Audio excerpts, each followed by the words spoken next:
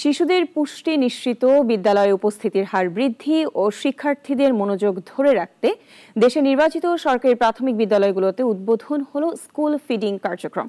সকালে নাটোরের গুরুদাসপুরে খুবজিপুর সরকারি প্রাথমিক বিদ্যালয়ে প্রাথমিক ও গণশিক্ষা মন্ত্রণালয়ের উপদেষ্টা অধ্যাপক ডাক্তার বিধান রঞ্জন রায় পোদ্দার কার্যক্রমের উদ্বোধন করেন। এতে কোনো অনিয়ম হলে সবাইকে সরব হবার আহ্বান জানান তিনি। প্রাথমিক ও গণশিক্ষা মন্ত্রণালয়ের সচিব আবু তাহের মোহাম্মদ মাসুদ রানা সহ সংশ্লিষ্টরা এ সময় উপস্থিত ছিলেন।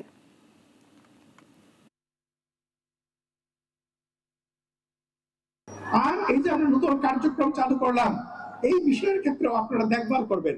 যদি দেখেন কোনো ব্যতিক্রম হচ্ছে, সেই ক্ষেত্রে আমাদের কর্মকর্তাদের জানাবেন। সেটা ইভেন আপনারা প্রধান শিক্ষককেও বলতে পারেন যে আপনাদের স্কুল তো এইভাবে চলার কথা, এমন হচ্ছে কেন?